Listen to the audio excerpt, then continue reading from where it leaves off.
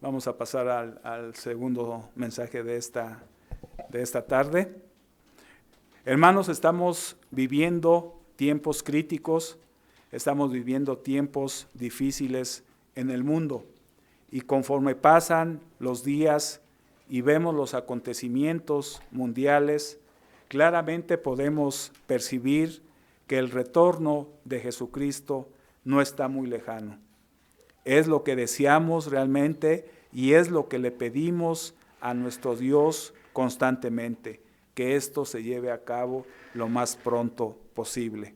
Y cuando decimos pronto, y creo que todos lo sabemos, habemos todavía de esperar algunos años, en espera de algunos acontecimientos que precisamente van a enmarcar su llegada, su venida.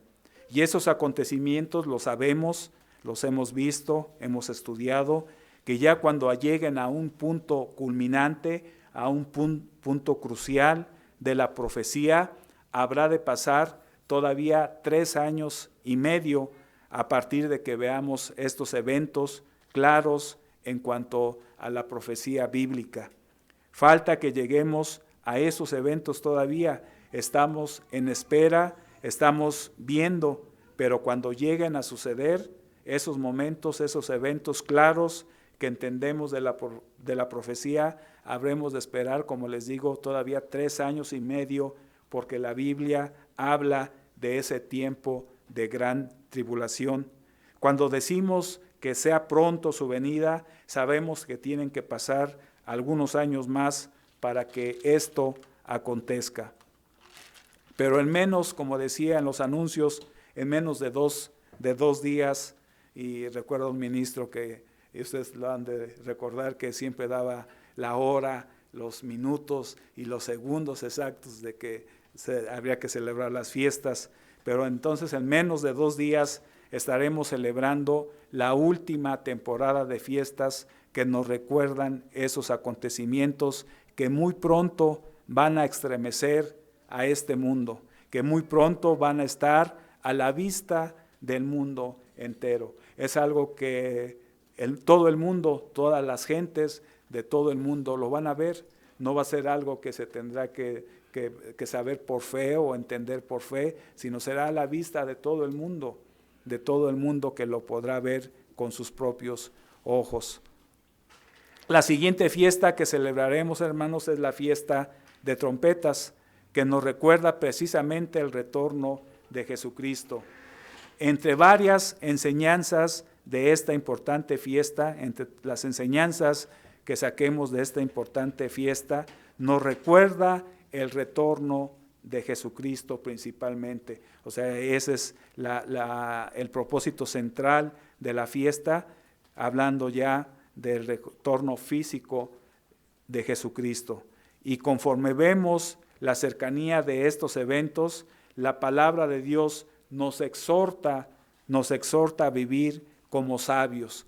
Dice la Escritura, aprovechando bien cada día de vida que Dios nos concede. Debemos de estar conscientes de esa responsabilidad, que debemos de aprovechar bien cada día de vida que Dios nos concede.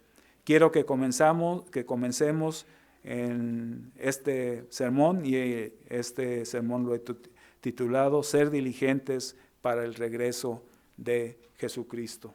Es una responsabilidad a actuar con diligencia, porque es el meollo para nosotros levantarnos en esa primera resurrección al regreso de Jesucristo. Esa es la gran responsabilidad, y en esta tarde quiero que todos nosotros hagamos conciencia de esa responsabilidad de ser diligentes para esperar el regreso y estar en esa primera resurrección cuando Jesucristo regrese. Les invito, hermanos, a que abran sus Biblias, que me acompañen al libro de los Efesios, Efesios capítulo 5. Capítulo 5 de Efesios, versículo 14 nos dice así. Dice, por lo cual dice, versículo 14 del capítulo 5 de los Efesios, por lo cual dice, despiértate tú que duermes. Está citando Pablo al profeta Isaías y lo cita trasladándolo a nuestro tiempo.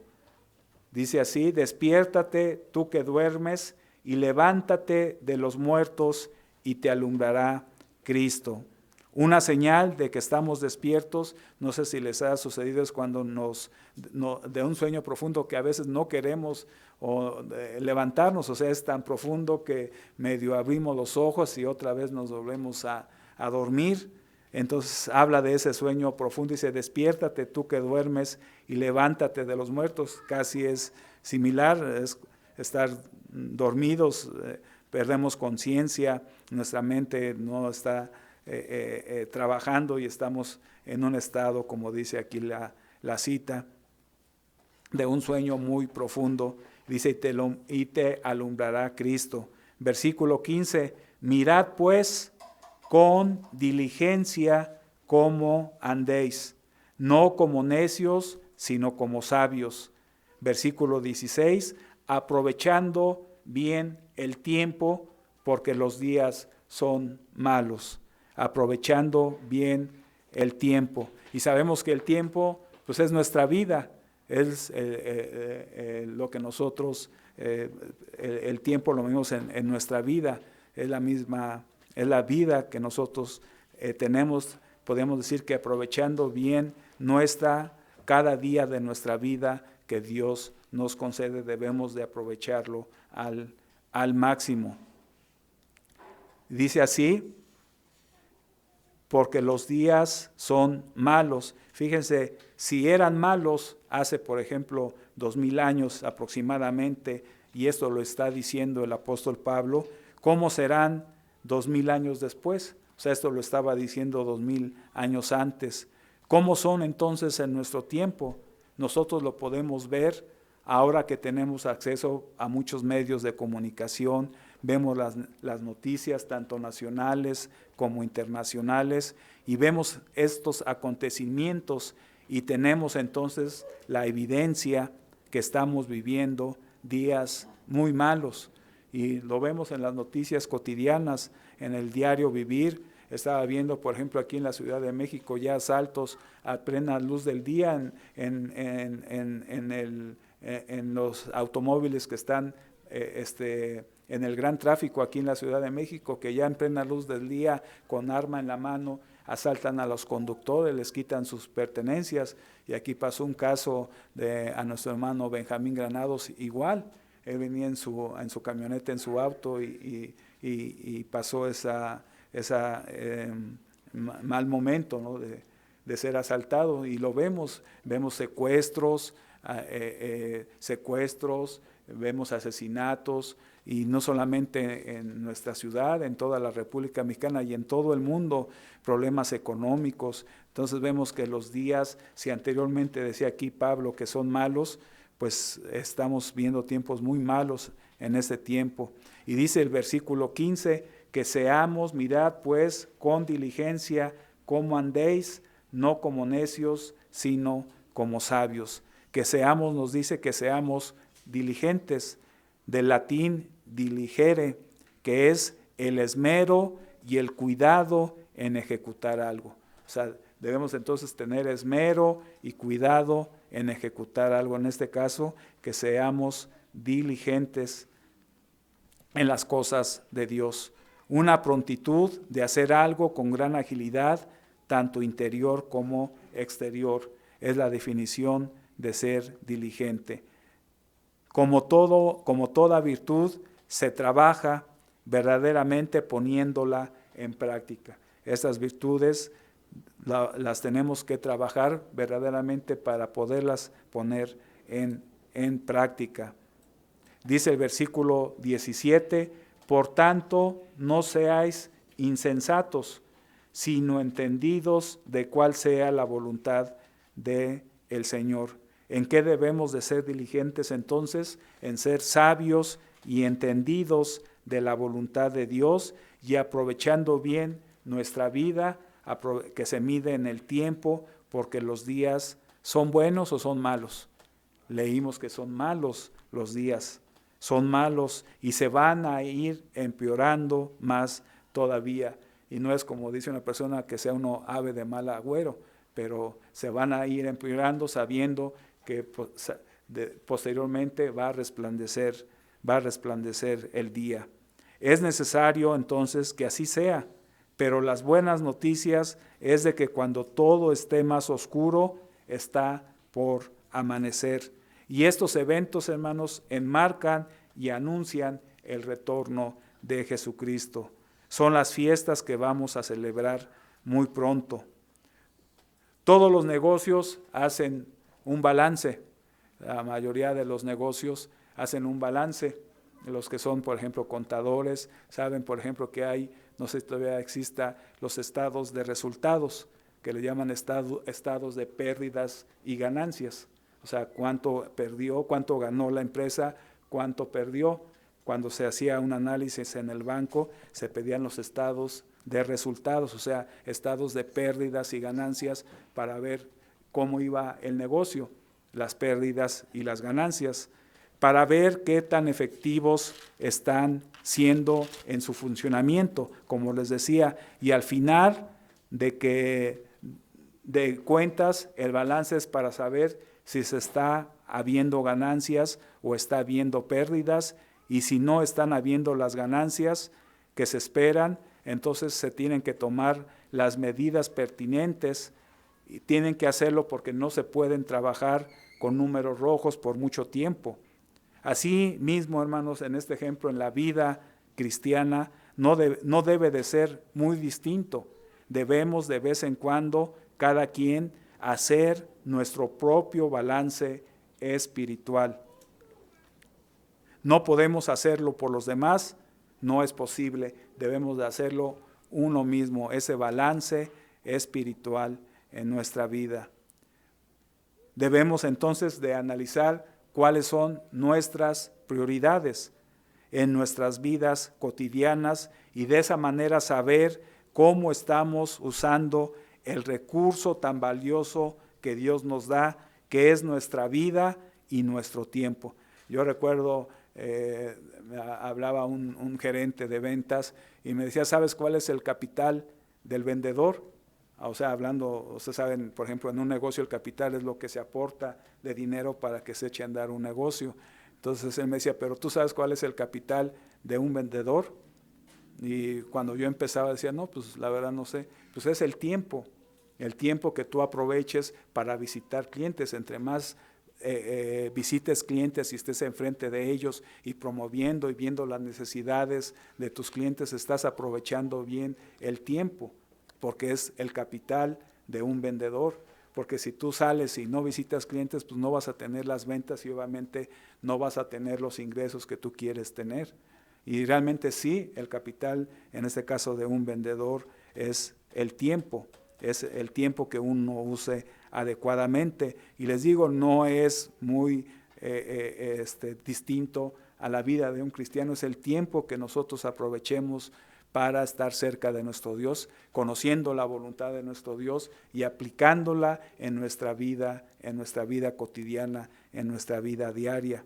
Entonces el recurso tan valioso que Dios nos da, que es nuestra vida y es nuestro tiempo, nuestra vida que es tan efímera, tan corta. Deseo considerar con ustedes la siguiente cita. Les invito a que pasemos a Lucas, capítulo 17.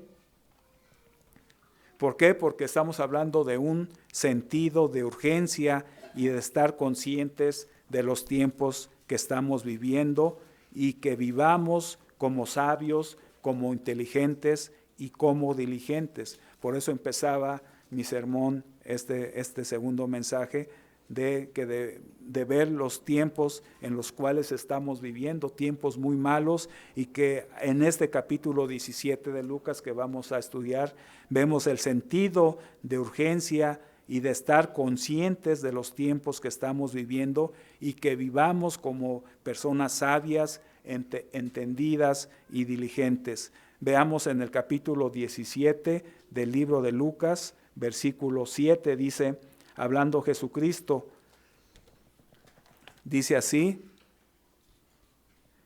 ¿quién de vosotros, teniendo un siervo que ara o apacienta ganado, al volver él del campo, luego le dice, pasa, siéntate a la mesa?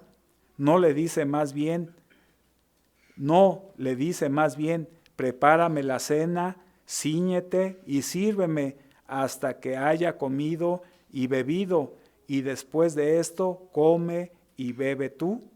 ¿Acaso, versículo 9, acaso da gracias al siervo porque hizo lo que se le había mandado? Dice Jesucristo, pienso que no. Así también vosotros. Es una enseñanza de actualidad para nosotros. Le estaba hablando a sus discípulos, pero dice el versículo 10, así también vosotros. O sea, nos está enseñando y esta enseñanza es para nosotros. Cuando hayáis hecho todo lo que os ha sido ordenado, decid, siervos inútiles somos, pues lo que debíamos hacer, hicimos. Está hablando aquí, está dando una parábola, un ejemplo agrícola en su tiempo, un ejemplo rural, en donde aquel siervo tenía que ir a cuidar el ganado, a sembrar, a cosechar, a trabajar la tierra, y después de regresar a su casa, a la casa de su patrón, del patrón, no iba a comer, no iba a descansar, sino todavía tenía que servirle al dueño de la casa, de la finca, servirle de comer, y ya después de que hubiese terminado, ya podía él descansar. Y dice en el versículo 10, así también vosotros, cuando hayáis hecho todo lo que ha sido ordenado, decid, siervos inútiles somos, pues lo que debíamos hacer, hicimos. ¿Tenía algo de más lo que hacía el siervo? No, era su deber lo que tenía que hacer ese siervo. No era algo extraordinario, no era un deber cumplido lo que le encargaba el patrón al siervo. No estaba haciendo algo de más, sino estaba haciendo lo que se le ordenaba al siervo. Esta escritura es clara de las palabras de Jesucristo. Por ejemplo, la Biblia al día dice, no hemos hecho más que cumplir con nuestro deber. Dice esa Biblia, versión de la Biblia al día, dice, no hemos hecho más que cumplir con nuestro deber. En tiempos de Jesucristo había siervos que cumplían muchos deberes en casa y que mencionaba algunos duros y pesados como cultivar la tierra, cuidar el ganado, y aún de regresar a casa tenían otros deberes que hacer, y hemos leído que había siervos que lavaban, por ejemplo, los pies de los que eran visitantes del dueño de la casa. El siervo tenía que cumplir ciertas obligaciones en casa, y Cristo dice que no hay ningún mérito en el deber cumplido. El siervo no hacía nada extraordinario al cumplir con sus deberes. Lo dice Jesucristo claramente. Lo importante de este relato es que Cristo lo usa para dar una lección a sus discípulos, y es una enseñanza actual para nosotros, y porque dice el versículo 10, así también vosotros. Transportémoslos a nuestra vida activa como cristianos. Nos está poniendo en la posición de esos siervos, hablando de la vida cristiana en comparación, así también vosotros. La palabra de Dios dice que cada uno de nosotros fuimos comprados por precio. O sea, somos siervos de quien nos compró. Dice así, Primera de los Corintios, vayamos a el libro de Primera de los Corintios y veamos el capítulo 6, versículo 20. Dice así, Primera de los Corintios, capítulo 6, versículo 20. Dice, porque habéis sido comprados por precio, glorificad pues a Dios en vuestro cuerpo y en vuestro espíritu, los cuales son de Dios. Cada uno de nosotros como cristianos, como hijos de Dios, en nuestro cuerpo, dice, glorificar a Dios en nuestro cuerpo, o sea, en nuestra salud, Dios nos pide que cuidemos nuestra salud, que cuidemos nuestro estado físico, nuestro cuidado en lo físico, y también dice en nuestro espíritu, o sea, en nuestra mente y en nuestro corazón, que es lo que está entrando en nuestro corazón y en nuestra mente, en lo que está adentro de nosotros. La palabra de Dios dice que cada uno de nosotros fuimos comprados, como dice esta cita, por un precio, y el precio de ese rescate por usted en lo individual, en lo personal, el precio pagado fue la sangre preciosa de Jesucristo, un precio muy alto, el ser que habitaba con Dios desde la eternidad y se despojó de su gloria siendo Dios. No se despojó de su divinidad porque Él seguía siendo Dios, pero sí de su gloria, haciéndose como nosotros, dice, como siervos, para poder morir en el lugar del ser humano, de cada ser humano, en lo individual, en lo personal. Ese fue el precio pagado por rescate de usted y de mí. Vayamos a Primera de Pedro. Les invito a que pasemos a Primera de Pedro, capítulo 1.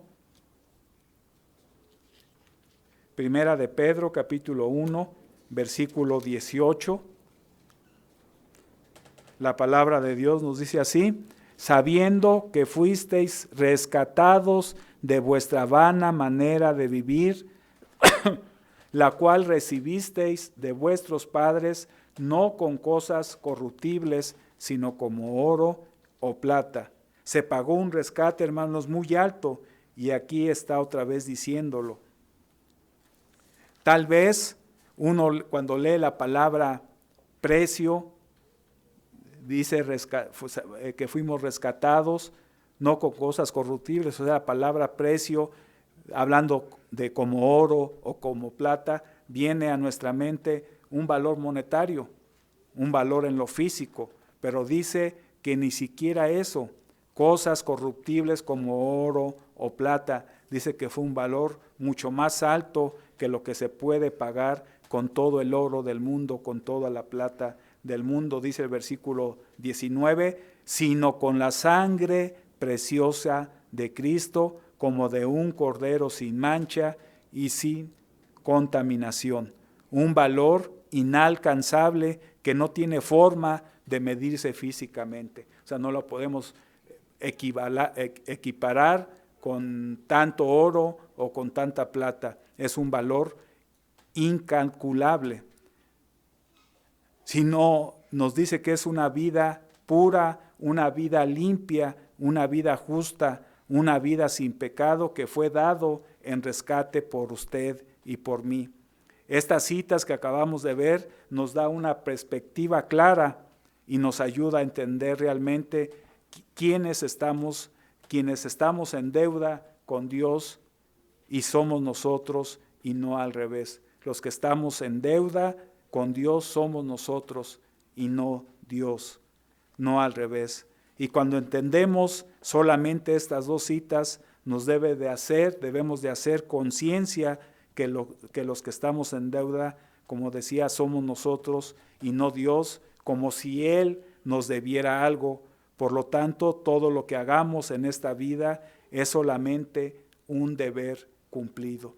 Todo lo que hagamos en esta vida es solamente un deber cumplido. No hay nada extraordinario en cumplir nuestros deberes como siervos de Dios. Y esto nos lleva a una conclusión clara, que la salvación, la vida eterna que Dios nos ofrece es por gracia. No podemos por nosotros mismos hacer tantas cosas, por más que nos esforcemos, por más que nos afanemos y merecer la vida eterna y ganarnos esa vida eterna. Es por gracia. Ahora es claro que eso no quita nuestras responsabilidades como siervos. Es claro, fuimos rescatados de una manera, como dice la cita, vana de vivir por la sangre preciosa de Jesucristo, para no vivir igual. A lo que voy es que el pago, un precio tan alto por nosotros, que estamos en deuda nosotros con Dios. Ahora vayamos, acompáñenme a Mateo capítulo 5. Vayamos ahora al Evangelio de Mateo capítulo 5. Capítulo 5 de Mateo, vamos a ver su versículo 46 y su versículo 47. Si están ahí, me pueden acompañar en la lectura. Dice capítulo 5, versículo 46 y 47 de Mateo: porque si amáis a los que os aman, ¿qué recompensa tendréis? ¿No hacen también lo mismo los publicanos? Y si saludáis a vuestros hermanos solamente, ¿qué hacéis de más? ¿No hacen también así los gentiles? Es interesante ver que también aquí nos habla de nosotros como sus discípulos, porque está hablando de hermanos. En la versión de la Biblia Dios habla hoy, este versículo 47 dice, cuando pregunta Jesucristo y dice, ¿qué hacéis de más? En la Biblia de Dios habla hoy, la versión de Dios habla hoy dice, ¿qué hacéis de extraordinario? O sea, como siervos estamos cumpliendo con nuestro deber. ¿Qué hacéis de extraordinario? Hasta los paganos se portan así, hasta los gentiles se portan así, de saludar amablemente. La cita que viene a mi mente es, ¿qué hago de más? Y la palabra en contraposición que nos debe de hacer pensar es la palabra clave y dice, y si saludáis a vuestros hermanos solamente. O sea, si nada más saludamos a nuestros hermanos solamente, ¿qué hacemos de extraordinario? ¿Qué hacemos de más? Cuando leemos la palabra solamente, ¿qué quiere decir? O sea, esa palabra solita que dice solamente, nada más que es el deber mínimo. Es un deber mínimo. Estoy cumpliendo el deber mínimo. El que hará una persona común, una persona no convertida, una persona convertida puede hacer las cosas solamente. Sin duda alguna son escrituras que nos pueden hacer pensar. La primera dice que después del deber cumplido, nuestro deber es decir, siervos inútiles somos, porque lo que debíamos de hacer, lo hicimos. Podemos decir que son palabras duras, que son palabras fuertes de Jesucristo, porque es el que lo está diciendo. Y la segunda nos complementa nuestra reflexión, ¿qué hacemos de más? O sea, la primera es, siervos inútiles somos, porque lo que debíamos de hacer, lo hicimos. Y la segunda que complementa esta reflexión es, ¿qué hacemos de más? Vamos a analizarlas. Lo primero es que debemos comenzar nuestro análisis o balance, comenzando por saber qué tan seguros estamos de estar cumpliendo con nuestro deber. ¿Qué tan seguro está usted? ¿Qué tan seguro estoy yo de estar cumpliendo con nuestro deber como siervos de Dios? Y es muy importante porque ahí depende nuestra actitud que tenemos hacia nuestro Dios, el deseo de cumplir con la voluntad. O sea, es la responsabilidad que tenemos como siervos de Dios para cumplir con la voluntad de Dios, porque si no hay un compromiso real con nuestro Dios, haciendo ver estas cosas como que tenemos que hacerlas porque somos comprados, fuimos comprados por Jesucristo con su sangre, entonces no vamos a llegar a comprender o a entender la voluntad de nuestro Dios. Entonces, ¿qué tan seguros estamos de estar cumpliendo con nuestro deber?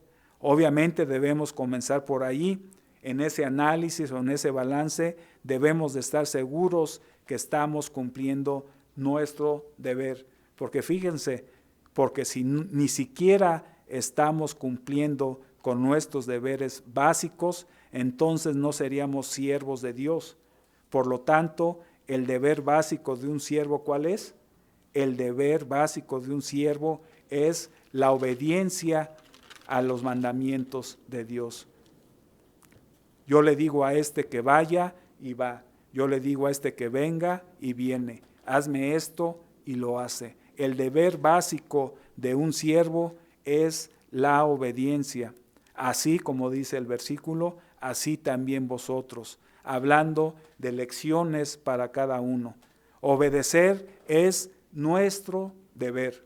El obedecer es nuestro deber como cristianos, con el compromiso que usted y yo hicimos cuando fuimos bautizados. Y nadie nos obligó. Este compromiso y este convertirnos en siervo fue algo que nosotros voluntariamente lo hicimos al aceptar ese rescate y al ser bautizado. Entonces, obedecer es nuestro deber. La obediencia a los mandamientos de Dios son parte de nuestros deberes como siervos. La obediencia a los mandamientos de Dios son parte de nuestros deberes de siervos. El estar, por ejemplo, aquí congregados es un deber cumplido, pero estamos hablando que no sea solamente, la segunda parte. Debemos de estar conscientes de esos deberes, de guardar y obedecer los mandamientos de Dios, de estar congregados. Cumplir con nuestro deber es nuestra obligación para con Dios. Cumplir con nuestros deberes es nuestra obligación para nadie más, no para el hermano, sino para con Dios. Vayamos a Primera de Juan. Les invito que pasemos a el primer libro, la primera epístola de Juan, en su capítulo 2. Primera de Juan, capítulo 2, versículo 3.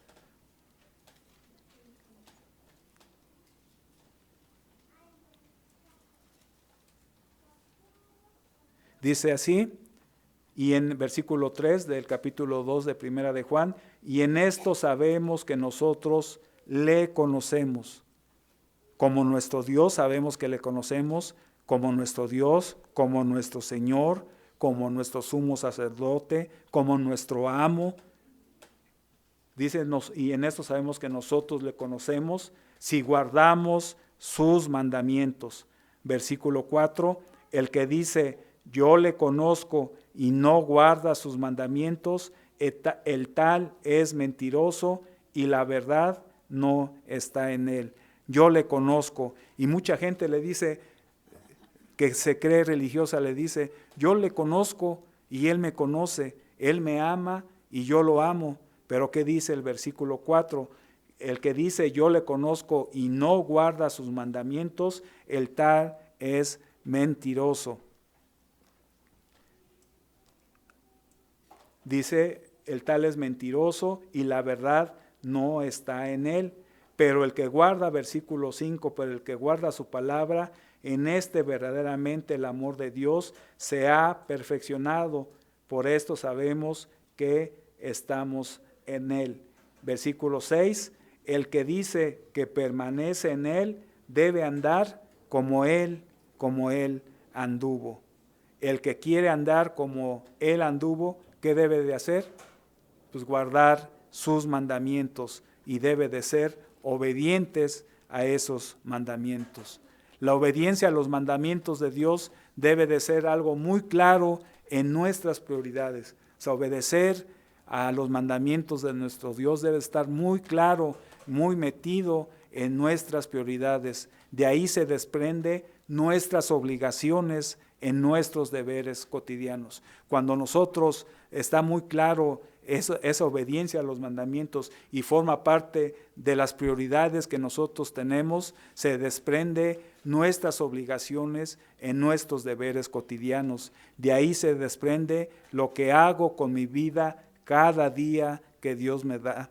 Desde que despierto, de ahí vienen todos mis deberes cotidianos, deberes básicos que asumí como cristiano cuando dimos el paso del bautismo, principalmente para los que somos bautizados y tenemos la presencia del Espíritu Santo de Dios. A veces hay personas que conscientemente no quieren dar ese paso del bautismo porque saben que van a asumir un compromiso y responsabilidad conscientes, pero es un engaño en la mente. Como personas convertidas, creemos que son muchos los deberes y nos podemos asombrar de decir, fui al campo, trabajé todo el día, anduve arando, cultivando la tierra, cuidando el ganado y viene a la casa y vine para hacer más trabajo. No podemos decir pobrecito porque el que está hablando es Jesucristo. Son palabras, podemos pensar hasta cierto punto, duras y fuertes. Él es justo, Él es bueno, no está hablando como si fuera duro, como si fuera injusto a nuestra mente. ¿Por qué? Obviamente no está hablando así, sino son deberes cumplidos como siervos que somos. Y no hay mérito alguno en ello. O sea, no hay mérito, no le da la palmadita el dueño de la hacienda y le dice al siervo, no hay mérito alguno en ello, no hay nada extraordinario. Qué excelente que cumpla sus deberes de siervo, pero también para nosotros son muchos los deberes que tenemos cada día. Esto es uno de ellos, el estar aquí congregados. Solamente estando conscientes de ellos, tendremos la voluntad y el deseo de hacer más cosas por complacer a Dios. Cuando forma parte de nuestras prioridades, de nuestras principales prioridades, tenemos la voluntad, Dios trabaja a través de nosotros por medio del Espíritu Santo y nos hace tener la voluntad y el deseo, no por tener que hacer las cosas, sino porque yo quiero hacer las cosas. No por tener la obligación de hacerlo, sino porque yo lo quiero hacer de mi propia voluntad. Llegamos a ese entendimiento y estamos entonces conscientes de nuestros deberes. Entonces tendremos el deseo de complacer aún más a Dios y entonces surge la pregunta, ¿qué hacemos de más? No tendría sentido. Vayamos ahora a Mateo capítulo 25. Pasemos al libro de Mateo para hacer un repaso de lo que Dios está esperando de nosotros, hacer de más. Dice así, capítulo 25 del libro de Mateo, de hacer de más dentro de nuestros deberes cristianos. Mateo capítulo 25, versículo 14, hablando precisamente de la parábola, dice así, de los talentos. Capítulo 25, versículo 14 del libro de Mateo, porque el reino de los cielos es como un hombre que yéndose lejos llamó a sus siervos y les entregó sus bienes. O sea, este hombre les tuvo la confianza y dice que les entregó sus bienes. Está hablando, representando a Jesucristo en esta enseñanza. Y dice así el versículo 15, a uno dio 5 talentos y ahora empieza a hablar en una forma individual, en una forma personal a cada uno de sus siervos. Le dice primero que a sus siervos les entregó sus bienes, les tuvo la confianza y en el versículo 15 ya le habla a cada uno en lo personal, a cada uno en lo particular, en lo individual, a cada uno de sus siervos. Dice así, a uno dio 5 talentos y a otros 2 y a otro 1, a cada uno conforme a su capacidad y luego se fue lejos. Y el que había recibido 5 talentos fue y negoció con ellos y ganó otros 5 talentos. Asimismo el que había recibido 2 ganó también otros 2, pero el que había recibido 1 fue y cavó en la tierra y escondió el dinero de su señor. Después de mucho tiempo, versículo 19, vino el señor de aquellos siervos y arregló cuentas con ellos. Y llegando el que había recibido 5 talentos, trajo otros 5 talentos diciendo, Señor, 5 talentos me entregaste, aquí tienes, he ganado otros 5 talentos sobre ellos. Y su señor le dijo, bien, buen siervo y fiel, sobre poco has sido fiel, sobre mucho te pondré. Entra en el gozo de tu señor.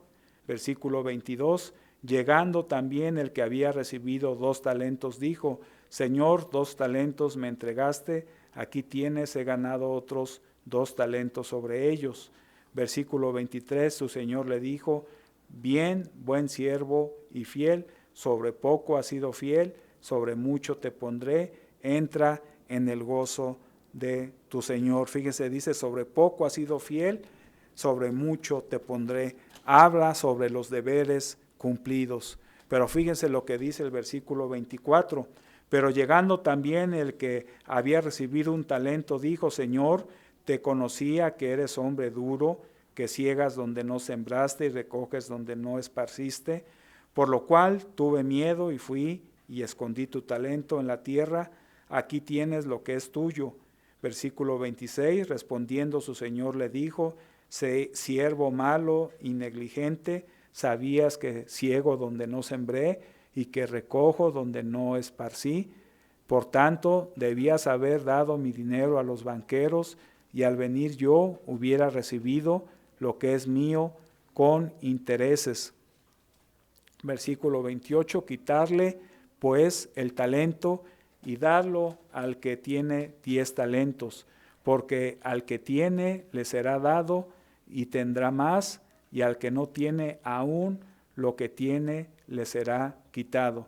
Versículo 30, y al siervo inútil echarle en las tinieblas de afuera, allí será el lloro y el crujir de dientes. Nos dice que este hombre, hablando de Jesucristo, les entregó sus bienes a sus siervos, les tuvo confianza, y cuando habla de bienes, está hablando algo de gran valor. O sea, cuando habla de bienes, habla de algo de gran valor, y debemos de usar y aumentar esos bienes de gran valor que nos ha dado, y lo que tenemos, eso de gran valor en nuestras vidas, es el Espíritu Santo de nuestro Dios. Ese gran valor, ese talento, esos dones del Espíritu Santo, esos talentos que ha dado Dios a nuestras vidas a través de su Espíritu, porque dice: irrevocable es el llamamiento y los dones de Dios. En este caso se nos revocó, pero el deseo es que su llamamiento y sus dones son irrevocables. Esto lo leemos en el libro de los Romanos, no vamos a ir allí. Es interesante acerca del relato que acabamos de ver, donde dice el versículo 24, dice: pero llegando también el que había recibido un talento, Señor, te conocí que eres hombre duro, que ciegas donde no sembraste, recoges donde no esparciste. Y dice el versículo 27, por tanto, debías, estamos hablando de deberes, de eso estamos hablando. ¿Qué tenía que hacer ese siervo? Dice el maestro, el amo, el Señor, a quien les dio los talentos, dice: por tanto, debías de haber dado mi dinero a los banqueros, y al venir yo hubiera recibido lo que es mío con los intereses. Como diciendo, no debiste de haberlo guardado, porque debías de darlo para que por lo menos el banco me diera intereses. Entonces, estamos hablando de deberes, de eso estamos hablando. Es interesante ver en el relato, no dice que este siervo malgastó. Si ustedes ven en la parábola, no dice que el siervo malgastó los bienes de este señor, el dinero de su amo. No dice que lo malgastó, tampoco como el relato del hijo pródigo. Ustedes recuerdan que malgastó su herencia.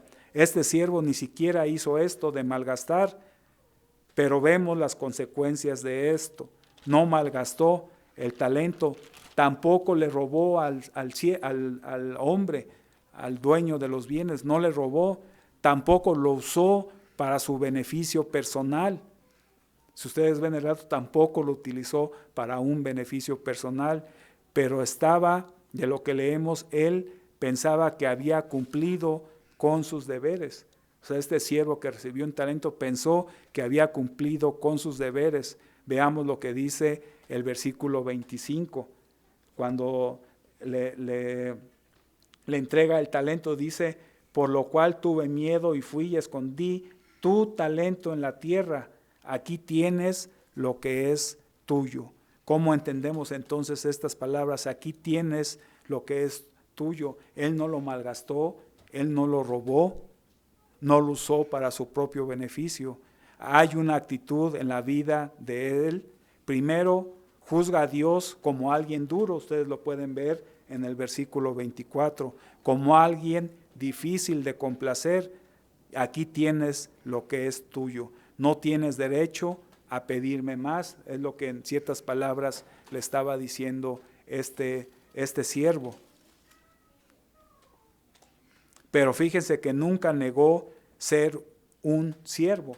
Él no negó ser un siervo. Sabía además que el talento no era suyo. Además sabía que iba a dar cuentas de ese talento que se le dio. Por eso dice, lo escondí, lo escondo. Y cuando llegue el tiempo de dar cuentas, lo saco y lo entrego. Eso es muy claro en esta parábola que Cristo le dice que debía de haber hecho algo más con los dones y talentos que Él le dio. Vamos a ver una parábola similar, una palabra muy parecida en Lucas 19. Vayamos a Lucas capítulo 19.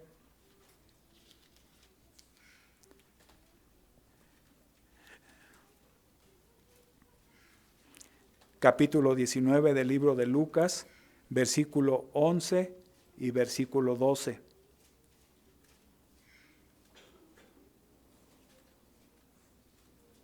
Dice así: oyendo ellos estas cosas, prosiguió Jesús y dijo una parábola, por cuanto estaba cerca de Jerusalén, y ellos, sus apóstoles, pensaban que el reino de Dios se manifestaría inmediatamente. O sea, esta parábola es porque ellos pensaban que ya el reino de Dios se iba a establecer en ese tiempo.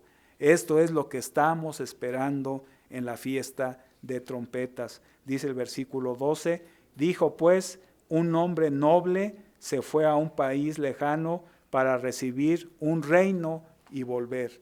Eso es lo que estamos esperando y lo que celebramos en la fiesta de trompetas.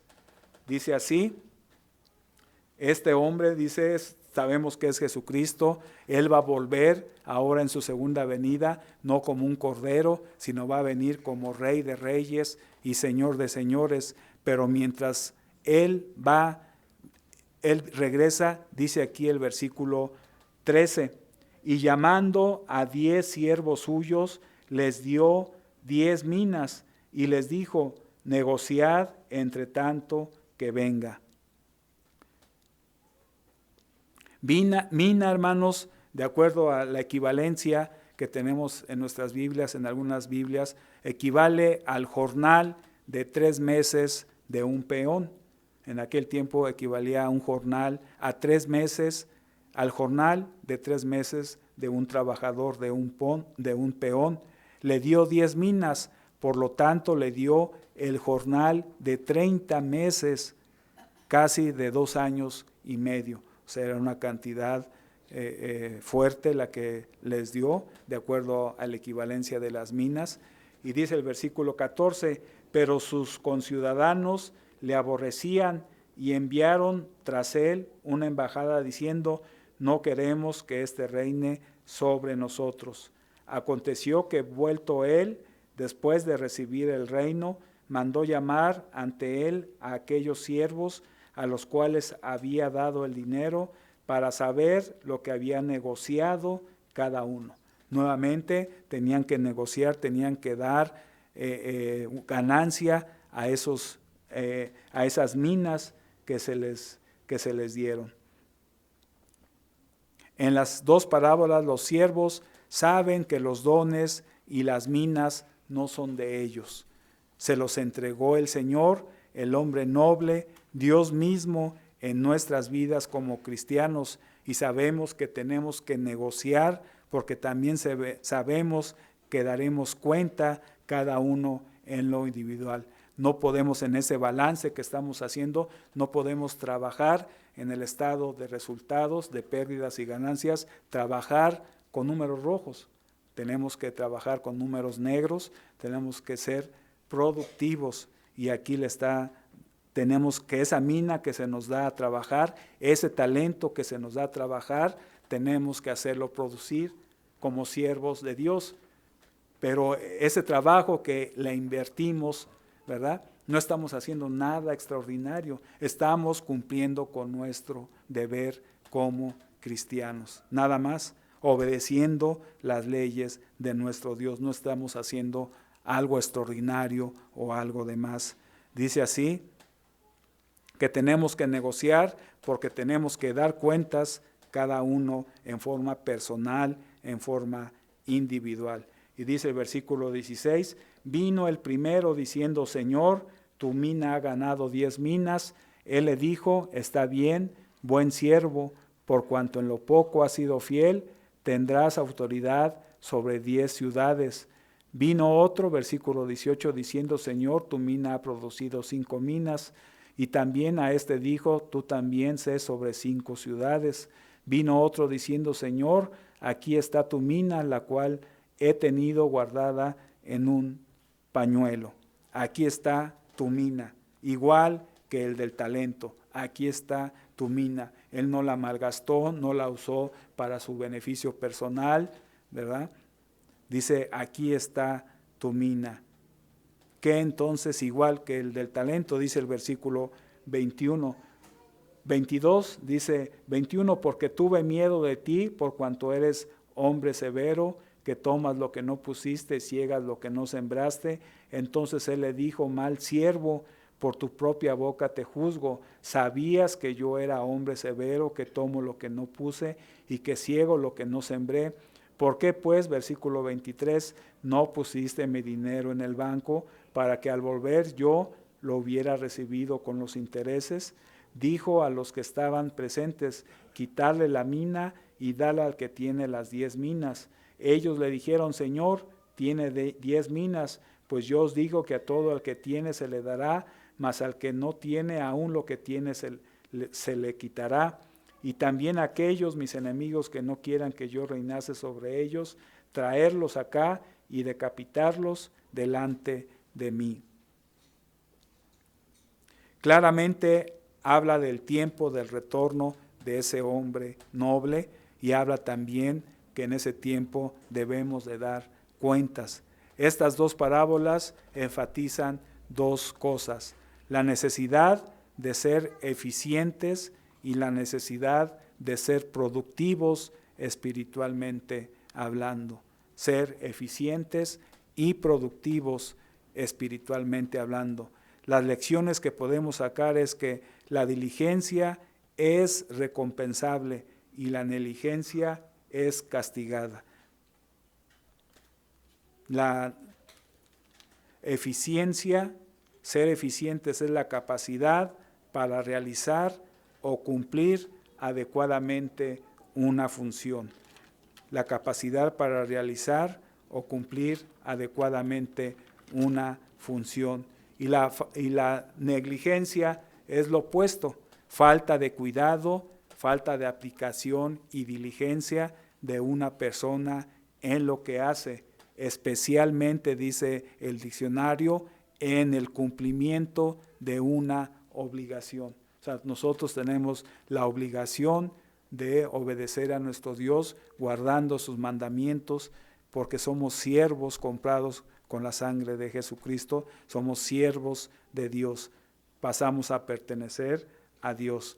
O sea, no podemos ser negligentes, tenemos que ser diligentes en la vida cristiana, en nuestros deberes como cristianos. Hay consecuencias con hacer lo malo, pero también hay consecuencias por no hacer lo bueno, por no hacer nada con ese talento, como lo vimos en estas dos parábolas, en las minas y en los talentos. También hay consecuencias por no hacer nada, ¿verdad? Y dice que el mal está en aquel que sabe hacer lo bueno y no lo hace. Sabemos no hacer mal, pero a veces tampoco sabemos hacer, aunque lo sabemos, no hacemos lo bueno. Entonces, tanto hay consecuencias por hacer lo malo, como hay consecuencias por no hacer lo bueno, pero también hay consecuencias por no hacer nada con ese talento que Dios nos dio. Por esa mina, de acuerdo a estas dos parábolas. Hay consecuencias con hacer lo malo si desobedecemos a Dios, pero hay consecuencias también con no hacer nada y decir, aquí está tu talento, aquí está tu mina, y las consecuencias son las mismas.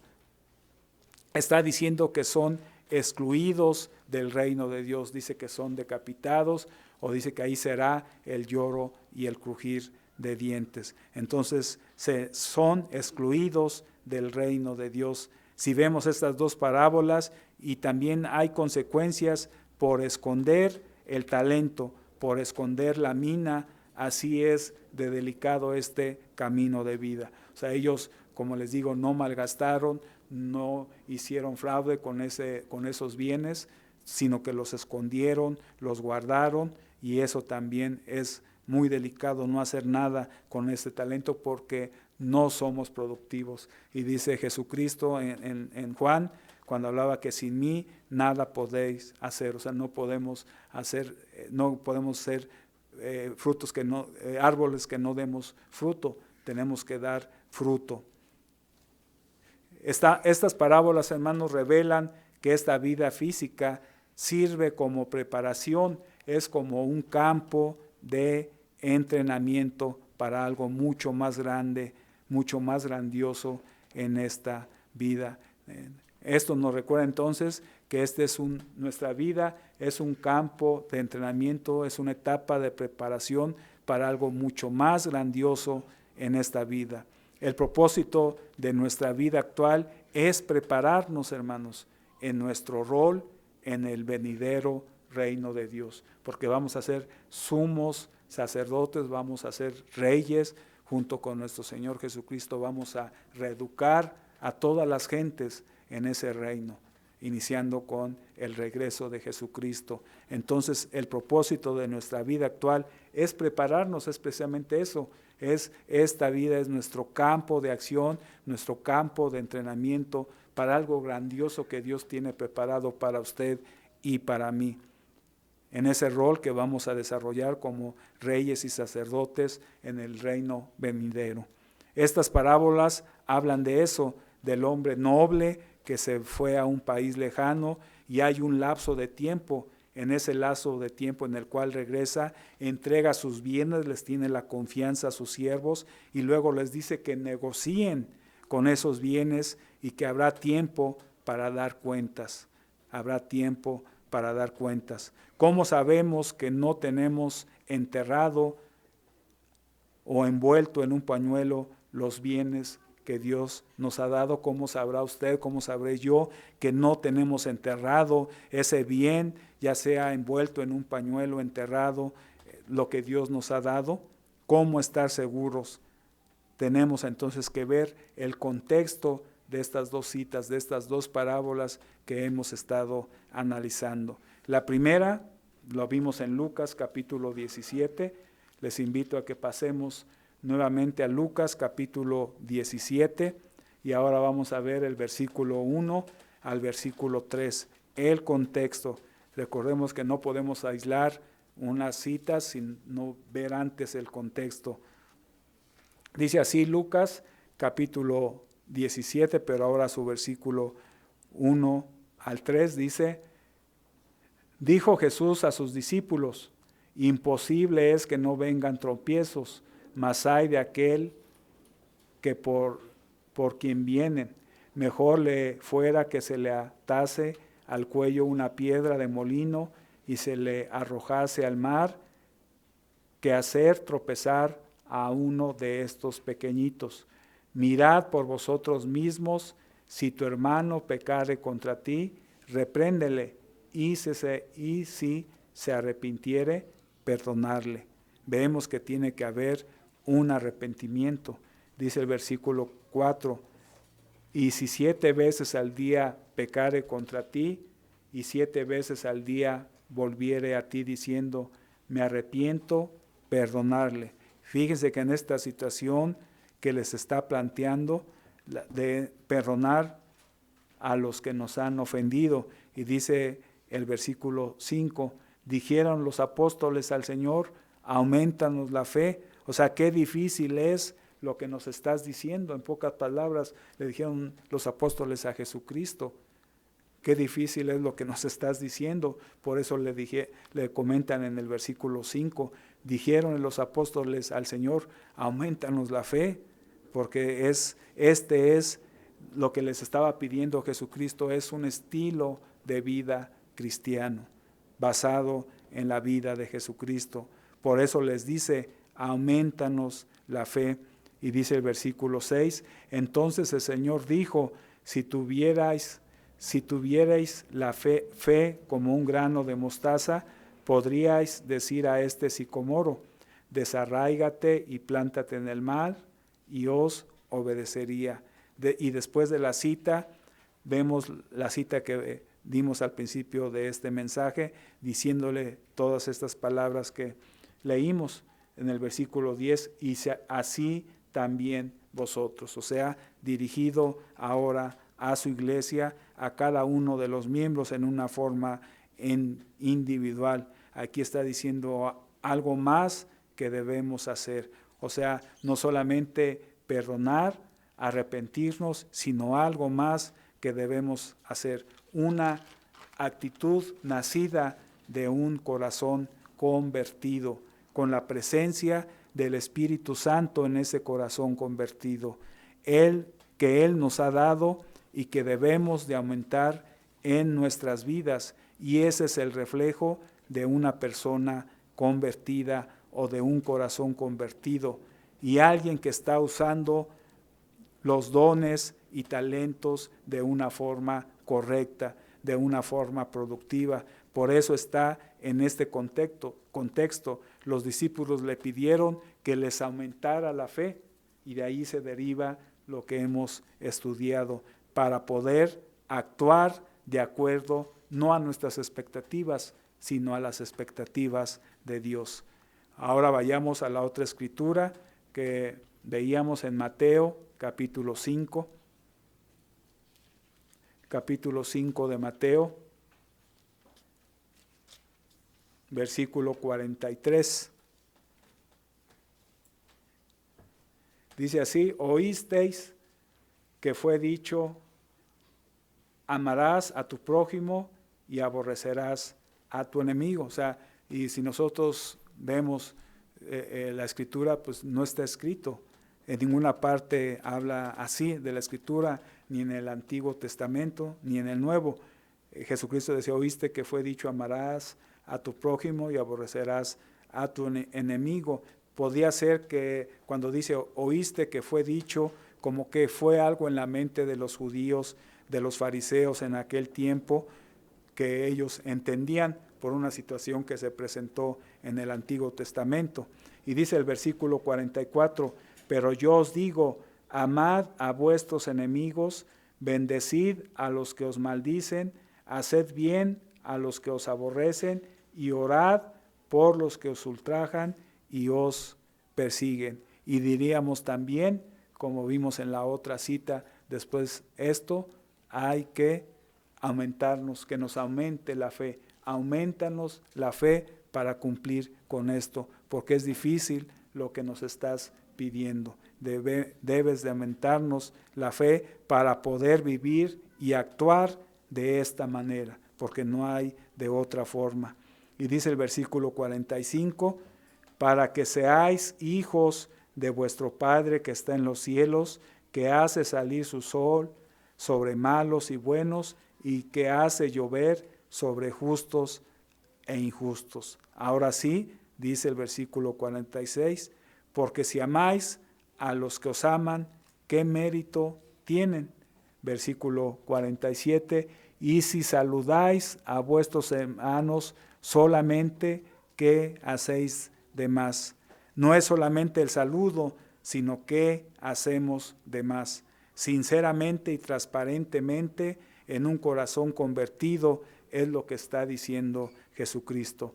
Y dice el versículo 48, sed pues vosotros perfectos, como vuestro Padre que está en los cielos es perfecto. Nos encierra todo lo que estamos estudiando, todo lo que hemos estado hablando. Aparte de nuestros deberes, llegamos con nuestros deberes cumplidos y en el versículo 48 cerramos lo que estamos hablando. Aparte de nuestros deberes cumplidos, llegamos, cumplimos y Dios nos dice, ¿y qué han hecho de más? Fíjense, dice, ¿qué hacéis de más? ¿Qué hacemos de más? ¿Qué hemos hecho de más? Dice, sed pues vosotros perfectos. Ese es el anhelo de Dios. Esa es la esperanza de Dios de nosotros como sus siervos. Este es el anhelo de Dios. Esta es la esperanza de Dios de nosotros como sus siervos.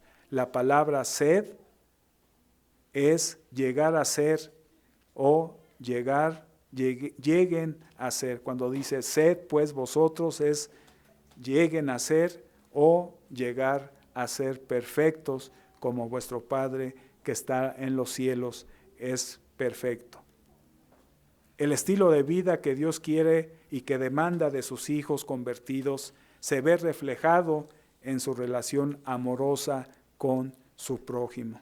El estilo de vida que Dios demanda de usted y de mí como personas convertidas, como cristianos, se tiene que ver reflejada en nuestra relación amorosa, como lo hemos visto en estas citas, con nuestro prójimo, con nuestros hermanos en la fe.